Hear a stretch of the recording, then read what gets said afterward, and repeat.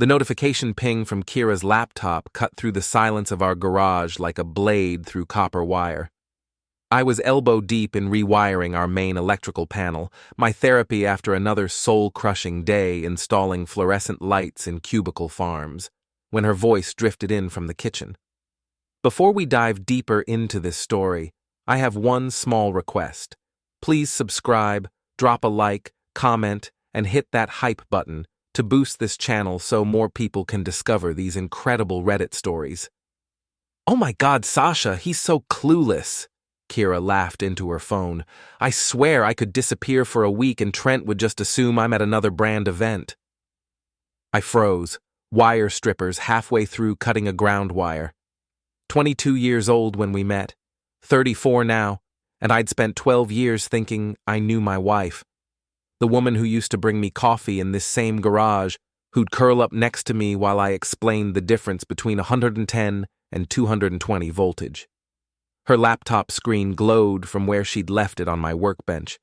A text notification from Devon Cross floated across the screen. "That hotel room has your name on it, beautiful. Can't wait to see you out of those clothes." My hands didn't shake. That surprised me. Instead, I felt that familiar electrician's calm, the same steady focus that kept me from getting fried when working with live wires. Danger required precision, not panic. "I mean, he's sweet and all," Kira continued, "but God, the man thinks a romantic evening is explaining how circuit breakers work. Sometimes I wonder what would happen if I just left." I set down my tools with deliberate care. Through the kitchen doorway, I could see her pacing in those designer jeans I'd bought her for Christmas, the ones that cost more than I made in 2 days. Her Instagram coordinator salary at Pinnacle Marketing barely covered her Starbucks habit, but somehow she always had money for new clothes. Now I knew where the money came from. My phone buzzed. A text from my buddy Eli. "Beer tonight? You look like you need it." Even my friends could see what I'd been blind to. I pulled up Kira's cloud backup. She'd given me the password years ago when her phone stopped working and she needed me to recover her photos. Funny how people forget about digital trails. 20 minutes of scrolling through deleted messages painted a picture that made my stomach turn. "Trent's working late again. Perfect timing for us. He bought me flowers yesterday. I felt so guilty I almost called it off. Almost. Sasha thinks I should just leave him, but the house is in both our names. He's suspicious about something. Maybe we should cool it." "Don't be paranoid. He's an electrician, not a detective." That last one stung. She was right, though. I was just an electrician. But electricians understand systems, how current flows, where pressure builds, and what happens when circuits overload. I screenshot everything, uploaded it to a secure cloud account, then cleared the browser history. If Kira wanted to play games with electricity, she was about to learn why professionals respect the power. The kitchen went quiet. I heard her heels clicking toward the garage. "Hey, babe," she said, appearing in the doorway with that smile that used to make my day. "How's the wiring coming?" "Just finished," I said, flipping the main breaker back on. The garage lights flickered to life. "Everything's working perfectly now." She nodded absently, already looking at her phone. "I'm going out with the girls tonight. Don't wait up." "Sure thing." I kissed her forehead, tasting her expensive perfume. "Have fun with the girls." After her car pulled away, I called Eli. "You free tonight? I need to show you something." "Trouble in Paradise?" Paradise just got condemned. Eli Martinez had been my best friend since trade school, back when we were both too young and too broke to know better. Now he ran his own security consulting business, helping nervous suburban families install alarm systems and surveillance cameras. If anyone would understand the technical side of my problem, it was Eli. We met at Murphy's Tavern, a blue-collar dive that served beer in mason jars, and didn't care if your work boots left mud on the floor. I slid my phone across the sticky table and watched his face change as he scrolled through the screenshots. "Jesus, Trent, how long has this been going on?" "Based on the messages? About 8 months." I took a long pull from my beer. Maybe longer. These are just what I could recover. Devin Cross. Eli squinted at the screen. Why does that name sound familiar? He works for some marketing firm downtown. Calls himself a brand strategist, whatever the hell that means. No, that's not it. Eli's fingers drummed against the table. Cross, got it. Devin Cross. His girlfriend hired me last month to install a security system. Said she was worried about break-ins, but between you and me, I think she suspected he was cheating. The irony wasn't lost on me. Small world. Getting smaller. Eli handed back my phone. So what's your play? Divorce lawyer? Eventually. But first, I want to understand the whole picture. Kira's not smart enough to orchestrate this alone. Someone's been coaching her. As if summoned by my words, Kira's best friend Sasha walked into Murphy's with two other women I recognized from various social media posts. Sasha Chen had been Kira's college roommate and current partner in crime, a sharp-tongued public relations consultant who treated every conversation like a chess match. Speak of the devil, I muttered. Eli followed my gaze. The Asian woman? That's Sasha Chen. Her PR firm handles damage control for half the politicians in this state. She's also the one giving Kira advice about leaving me. We watched as Sasha held court at a corner booth, gesticulating wildly while her friends hung on every word. Even from across the room, her energy was magnetic. I could see why Kira looked up to her. You know, Eli said slowly, if someone wanted to destroy a marriage, they'd need inside information, access to both parties, a way to manipulate the situation without getting their hands dirty. You think Sasha's pulling the strings. I think Sasha's the type who sees other people's lives as entertainment. And you, my friend, just became her latest reality show. My phone buzzed. A text from Kira. Going to be really late. Don't wait up. I showed Eli the message. He shook his head. They're not even trying to hide it anymore. Good, I said. Arrogance makes people sloppy, and when people get sloppy around electricity, they get burned. The next morning, I woke up alone in our king-size bed, staring at the ceiling fan I'd installed 3 summers ago. Kira's side was cold. She'd either come home very late or not at all. Her coffee mug sat unwashed in the sink, lipstick stain on the rim like evidence of a crime. I made my own coffee and sat at our kitchen table, looking out at the neighborhood where we'd planned to raise kids someday. The Hendersons next door were loading their minivan for what looked like a family camping trip. Mr. Peterson across the street was mowing his lawn in perfect diagonal stripes. Normal people living normal lives, while mine was being dissected by my wife and her friends like a lab experiment. My phone rang. Work. Mallory Electric, this is Trent. Hey Trent, it's Dave. I've got an emergency call downtown. High-end loft building, complete power outage. Tenant's some big-shot marketing guy making a huge fuss. Can you handle it? Address? Pinnacle Tower, Unit 2847. Guy's name is Cross. The universe has a sense of humor. I'll be right there. Pinnacle Tower was one of those glass and steel monuments to gentrification that had sprouted downtown like mushrooms after rain. The kind of place where parking cost more than most people's rent, and the lobby looked like a spaceship designed by someone who'd never actually been to space. Unit 2847 was on the 28th floor, accessible by an elevator that played jazz music and smelled like expensive cologne.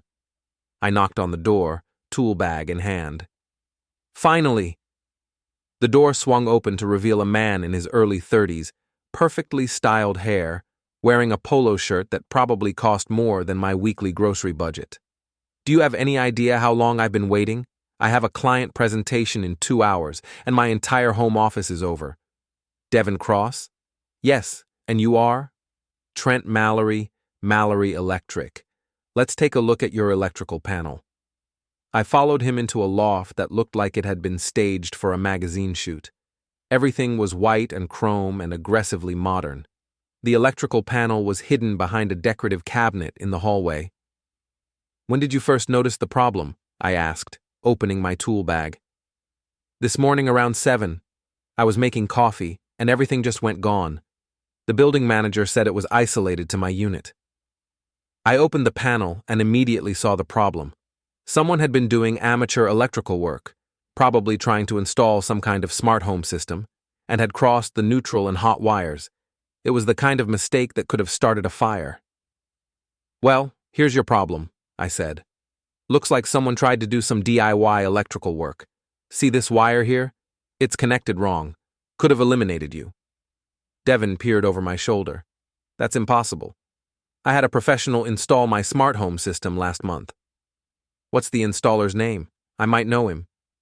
"Some guy named Rodriguez. Came highly recommended." There was no Rodriguez in the local electricians' union. I would have known. "Mind if I ask who recommended him?"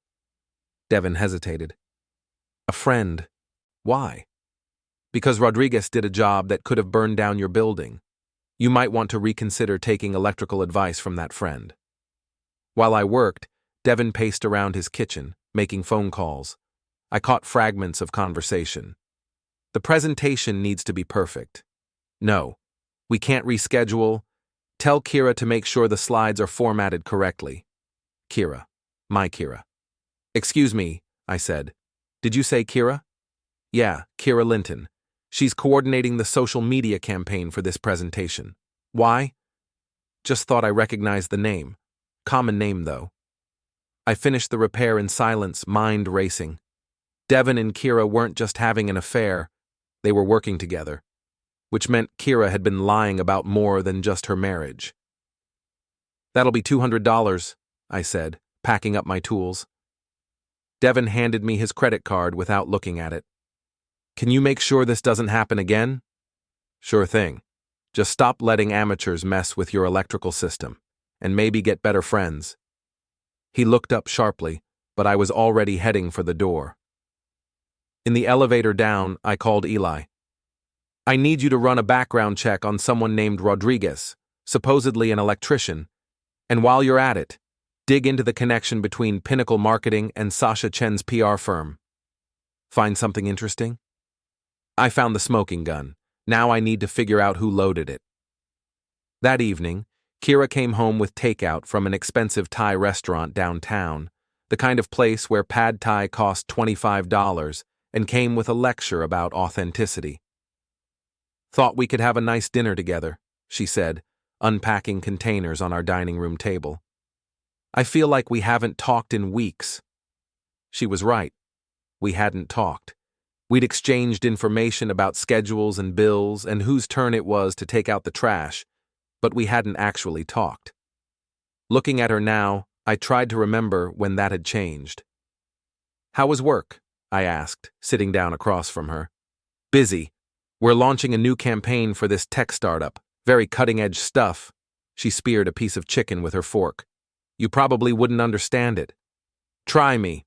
It's all about brand synergy and cross-platform engagement, social media integration with traditional marketing channels." She waved her hand dismissively. "Very technical." "Sounds complicated. You working with anyone I'd know?" "Just the usual suspects. Sasha's firm is handling the PR side, and there's this brand strategist named Devin who's brilliant at targeting demographics." The lies rolled off her tongue like she'd been practicing them. I wondered how long she'd been this good at deception, or if I'd just been this bad at seeing it. "Devin, huh? What's he like?" Kira's cheeks flushed slightly. "Professional, very creative. He has this way of seeing opportunities that other people miss." "I bet he does." After dinner, Kira disappeared into our bedroom to take a phone call. I cleaned up the dishes and loaded the dishwasher, listening to the murmur of her voice through the closed door. When she emerged 20 minutes later, she was wearing a different outfit. "I have to run out for a bit," she said. "Emergency client meeting." "At 9 o'clock at night?" "The client's on the West Coast. Time zones, you know." She kissed my cheek and grabbed her purse. I waited until her car was out of the driveway before I went to work. Kira's home office was in our converted spare bedroom, where she kept her desktop computer and a filing cabinet full of what she called creative materials. I'd always respected her privacy, never snooping through her things. That courtesy was officially over. Her computer was password protected, but I knew Kira well enough to guess.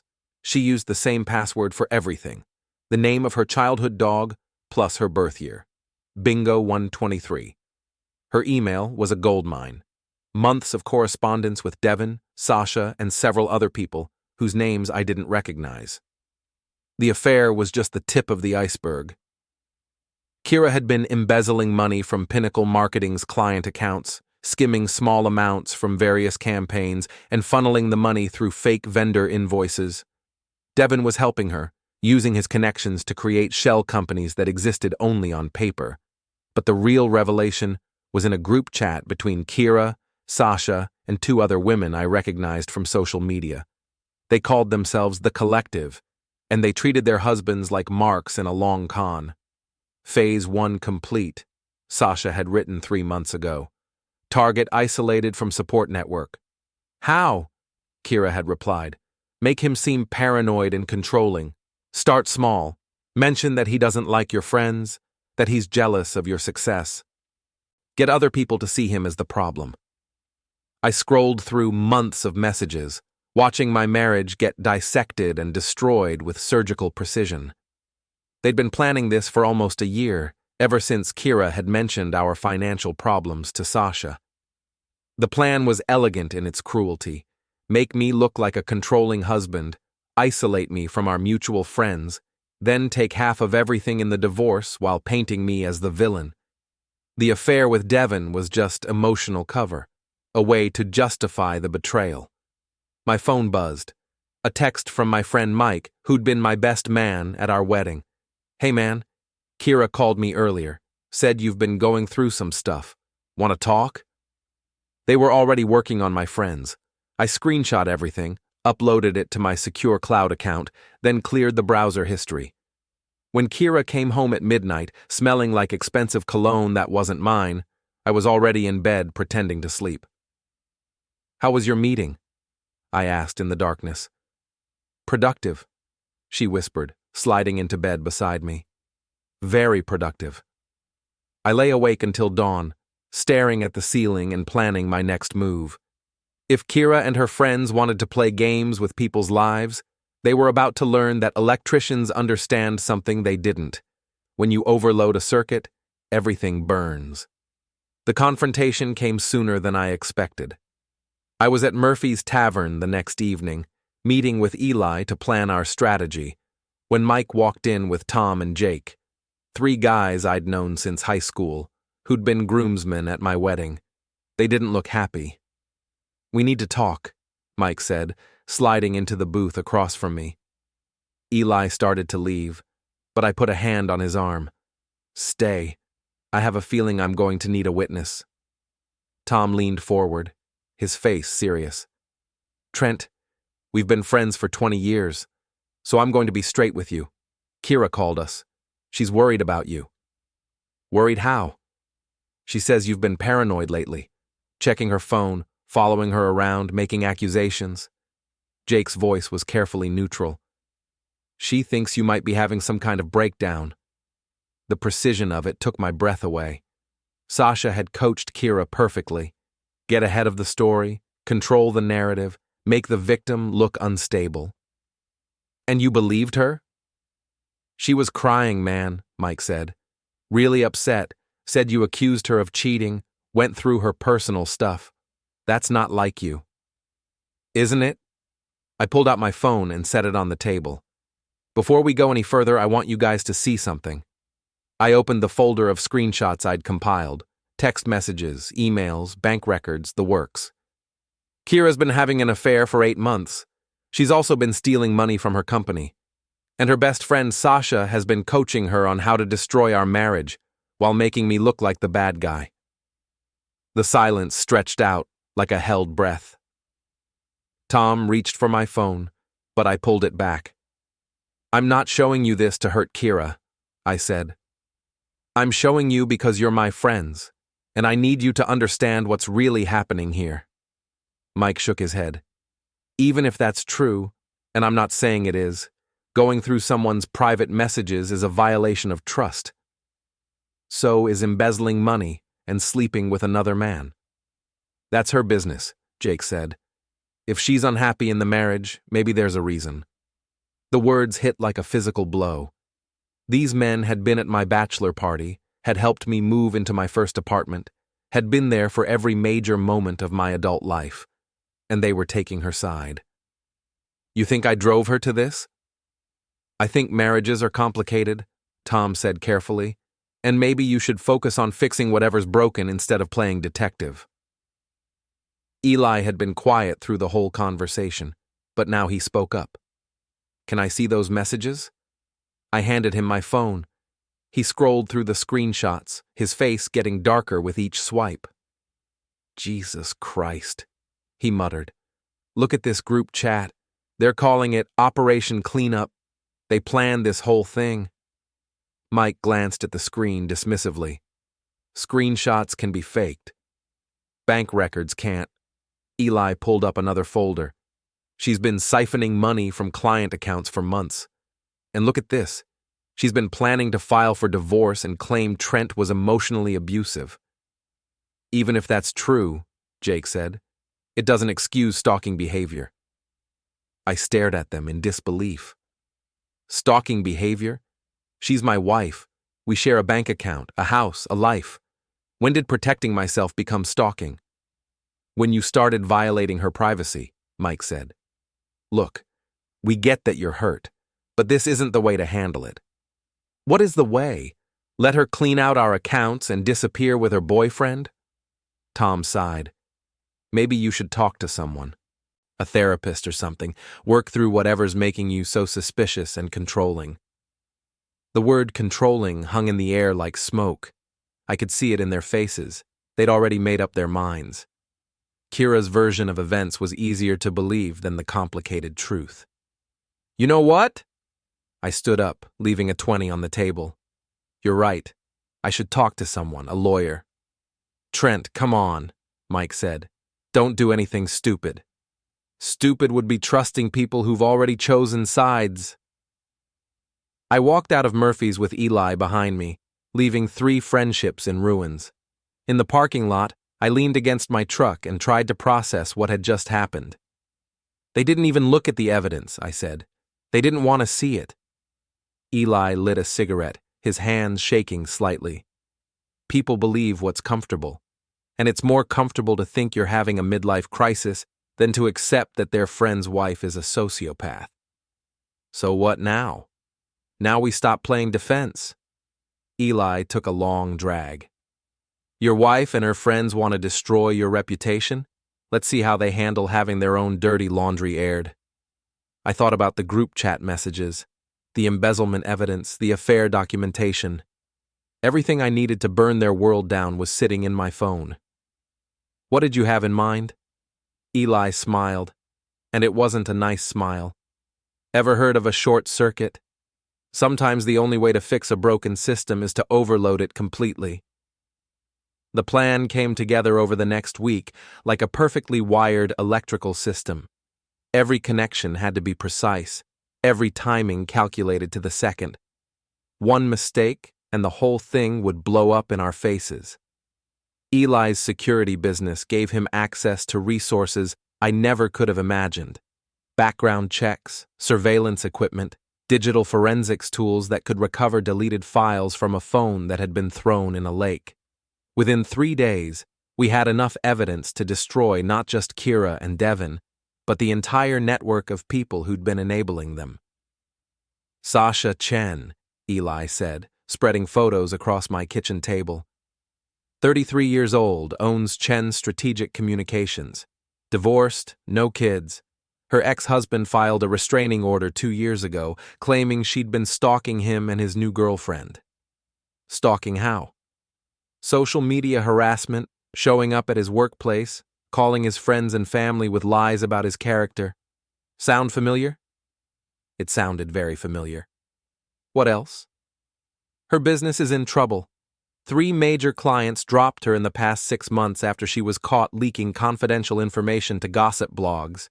She's about 6 weeks away from bankruptcy. That explained the desperation. Sasha wasn't just orchestrating my destruction for fun. She needed Kira's divorce settlement to keep her own life from falling apart. What about Devin? Devin Cross, 30 years old, freelance brand consultant, no permanent address, moves between different girlfriends' apartments. He's got a gambling problem and owes money to some very unfriendly people. Eli slid another photo across the table. His current girlfriend is Rebecca Martinez, my client, the one who hired me for the security system. She's a nurse practitioner, makes good money, very stable. She has no idea her boyfriend is cheating on her with your wife. How do you want to handle this? Carefully. We can't just dump everything at once. People will assume it's fake. We need to create a chain reaction. Let them destroy each other. The first domino fell on a Thursday evening. Rebecca Martinez came home from her shift at the hospital to find a manila envelope taped to her apartment door. Inside were printed copies of text messages between Devin and Kira, along with hotel receipts and restaurant bills charged to Rebecca's credit card. Eli had positioned himself across the street with a telephoto lens, documenting Rebecca's reaction as she scrolled through the evidence. The photos showed a woman's heart breaking in real time, confusion, then recognition, then fury. Rebecca confronted Devin that night in the parking lot of his favorite bar, screaming at him in front of a crowd of his friends. Someone filmed it on their phone and posted it to social media within an hour. The second domino fell when Rebecca called Kira directly. I was in my garage pretending to work on a rewiring project when I heard Kira's phone ring in the kitchen. Her voice carried through the thin walls. Hello? Is this Kira Linton? Yes, who is this? This is Rebecca Martinez. I think we need to talk about Devin Cross. The silence stretched for nearly 30 seconds. I'm sorry. I don't know what you're talking about. Really? Because I have about 50 text messages that suggest otherwise, including the one where you called me that pathetic nurse who pays for everything. I heard Kira's sharp intake of breath. Look, I don't know who you are or what you want, but I want you to know that Devin's been using my credit card to pay for your hotel rooms. I want you to know that he's been laughing about you behind your back, calling you desperate and clingy. And I want you to know that I'm forwarding all of this information to your husband. The line went silent. A moment later, I heard Kira frantically dialing another number. Sasha, we have a problem. The third domino was the most satisfying. While Kira was dealing with Rebecca's call, Eli was breaking into Devin's car in the parking lot of his apartment complex. Not to steal anything, just to plant a small GPS tracker and a listening device. Within 24 hours, we knew exactly where Devin went, who he talked to, and what he was planning. The gambling debt was worse than we'd thought. He owed $40,000 to a bookie named Paulie Torino, and the interest was compounding daily. Devin's plan was simple. Convince Kira to leave me, take half of everything in the divorce, then disappear with the money. He'd done it before, in Phoenix and Atlanta, always targeting married women with assets and low self-esteem. But Kira didn't have assets. Our house was mortgaged to the hilt, our savings account had maybe $3,000, and my electrician's salary barely covered our monthly expenses. The only real money was what she'd been embezzling from Pinnacle Marketing. That's when I realized the beautiful irony of the situation. Devin was conning Kira, who was conning me, who was now conning all of them. The fourth domino required a more personal touch. I called Pinnacle Marketing and asked to speak with the owner, a man named Richard Steinberg, who'd built the company from nothing over 20 years. Mr. Steinberg, this is Trent Mallory. I'm married to one of your employees, Kira Linton. Oh yes, Kira's husband. She's mentioned you. What can I do for you? I need to report some irregularities in your client accounts. I think someone's been stealing money. The silence on the other end of the line was deafening. What kind of irregularities? The kind that involve fake vendor invoices and shell companies. I have documentation. Can you be here in an hour? I'll be there in 30 minutes. Richard Steinberg was a small, intense man with wire-rimmed glasses and the demeanor of someone who'd been betrayed before. He listened without interruption as I laid out the evidence: bank records, email chains, fake company registrations. "How long has this been going on?" he asked. "At least 8 months, maybe longer." "How much money are we talking about?" "Based on what I can document, about $60,000. Steinberg's face went white. $60,000. "I'm sorry to be the one to tell you this. Kira's my wife, but I can't let her destroy your business." "Your wife?" He shook his head. "The woman I trusted to handle my biggest clients. The woman I was planning to promote next month. There's something else you should know. She's been working with an outside consultant named Devin Cross. I think he's the one who taught her how to set up the fake companies." Steinberg picked up his phone. "Security? I need you to escort Kira Linton out of the building immediately. Have her clean out her desk and surrender her access cards. And call our attorneys. We're going to need them." I drove home in a daze, knowing that Kira's world was about to implode. By the time she got home that evening, she'd be unemployed, under investigation for embezzlement, and facing the collapse of everything she'd worked to build. But I wasn't done yet. The final domino was still waiting to fall. Kira came home that night like a hurricane making landfall. I heard her car screech into the driveway, heard her heels clicking rapidly across the concrete, heard our front door slam with enough force to rattle the windows. "Trent!" she screamed from the foyer. "Trent! Get out here right now!" I took my time walking from the garage to the living room, wiping my hands on a shop rag. She was standing in the middle of our living room like an actress on a stage, her face flushed with fury and her hair disheveled. "Something wrong?" I asked mildly.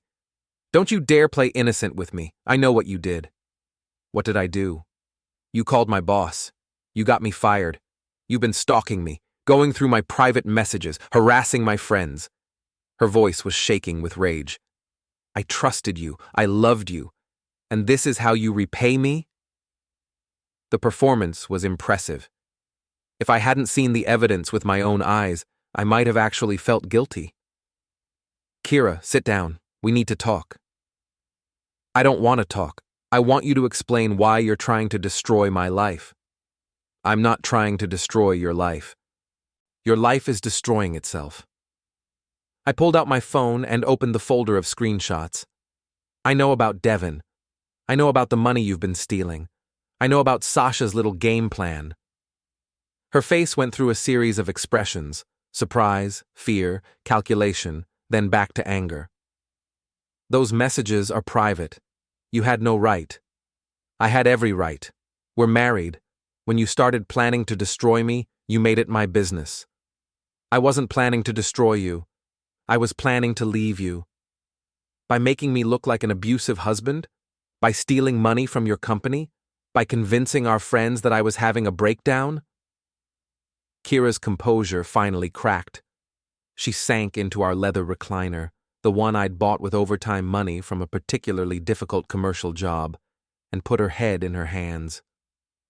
"You don't understand," she whispered. "You don't understand what it's like being married to someone who's content with mediocrity." Mediocrity?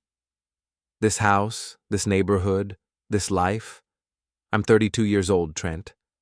I don't want to spend the rest of my life watching you rewire circuit breakers and talking about voltage regulators. The words stung because they were partially true.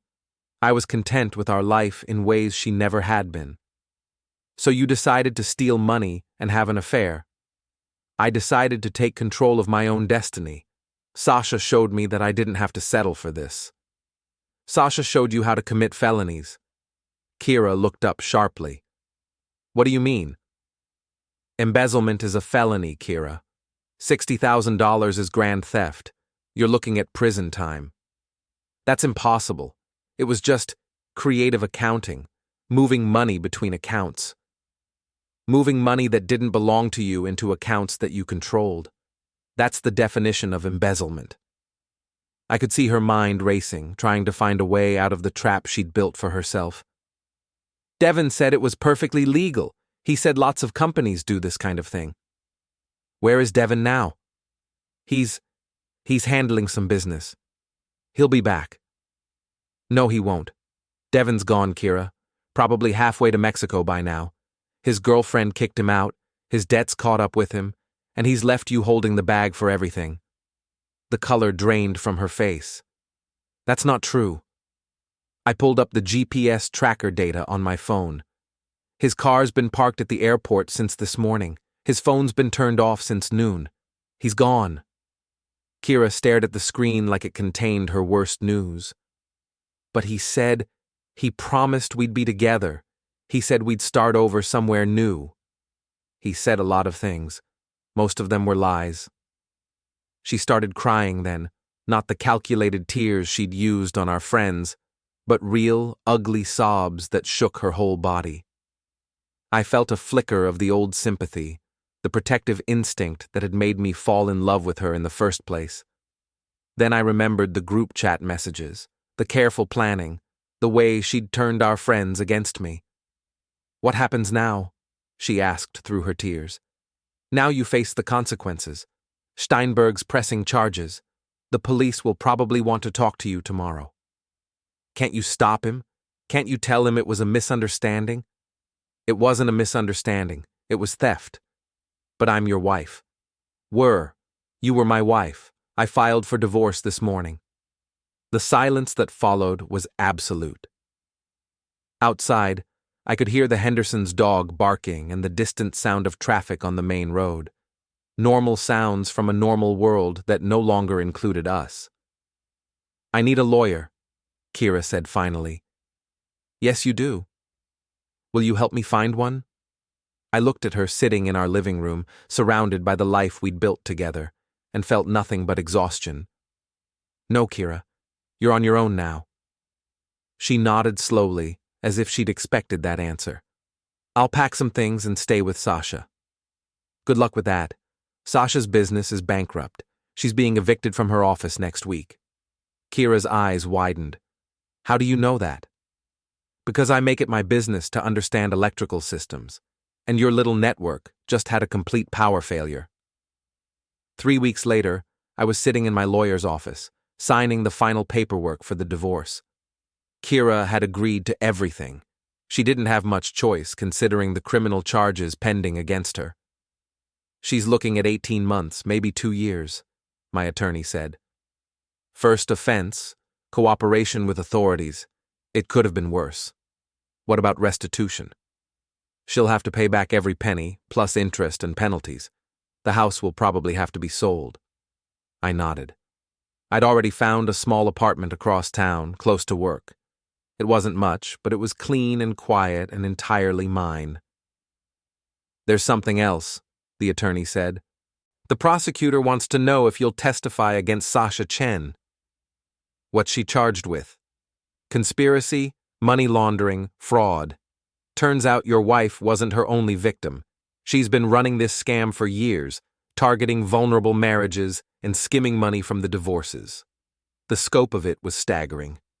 Sasha had been operating like a one-woman crime syndicate, identifying unhappy wives with access to money, then coaching them through elaborate schemes to maximize their divorce settlements while destroying their husbands' reputations. How many victims? At least 12 that we can document. Maybe more.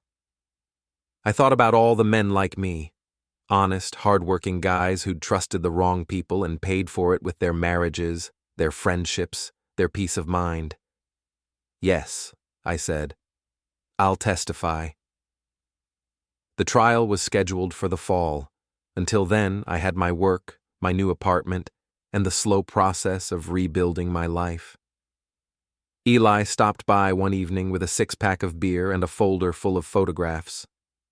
Thought you might want to see how the story ends, he said. The photos showed Devin Cross being arrested at the Cancun airport, trying to board a flight to Costa Rica with a fake passport.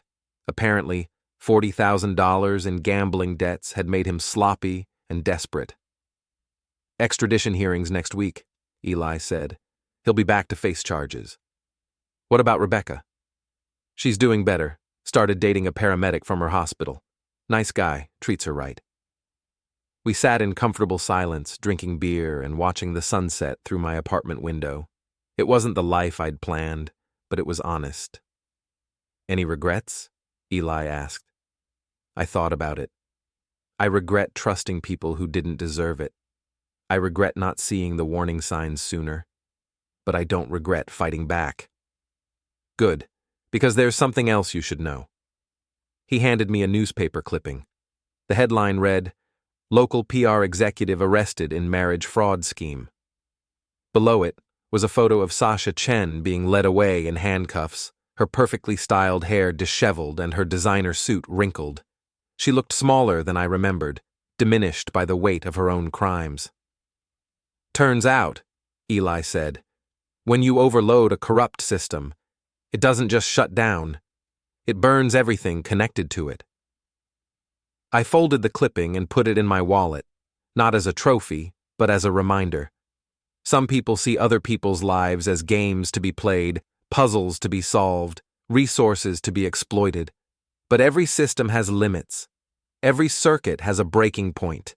And when you push too hard, when you take too much, when you hurt too many people, the power goes out and everything burns. 6 months later, I got a call from Mike, one of the friends who'd abandoned me at Murphy's Tavern. He'd heard about the trial, seen the news coverage, finally understood what had really happened. I owe you an apology, he said. Yes, you do. I was wrong. We all were. We should have listened. Yes, you should have. Is there any way we can make it right? I thought about it for a long moment, watching the sunset through my apartment window. Maybe, I said finally. But it'll take time. Trust is like an electrical circuit. Once it's been damaged, you have to rebuild it from scratch. I understand. Do you? Because I'm not the same person I was before all this happened. I'm not as trusting, not as forgiving, not as willing to give people the benefit of the doubt. I get it, but we'd like to try if you'll let us. I closed my eyes and thought about forgiveness, about second chances, about the difference between justice and revenge. We'll see, I said. We'll see. The trial concluded 3 months later. Sasha Chen was sentenced to 5 years in federal prison. Kira got 18 months in minimum security, plus restitution and probation. Devin Cross, facing charges in multiple states, took a plea deal for 3 years. I testified for 2 days, laying out the evidence methodically and professionally. The prosecutor called me an exemplary witness. The defense attorney tried to paint me as a vindictive ex-husband, but the evidence spoke for itself. When it was over, I walked out of the courthouse into bright sunshine, feeling lighter than I had in years. Justice isn't revenge, it's accountability. It's the moment when people finally face the consequences of their choices. My phone buzzed. A text from an unknown number. This isn't over. I deleted it without replying. Some people never learn. Some circuits are so damaged they can't be repaired, only replaced. But that wasn't my problem anymore. I had my own life to rebuild, my own circuits to rewire, my own future to create. And for the first time in years, all the connections were solid, all the wiring was clean, and all the power was flowing exactly where it was supposed to go.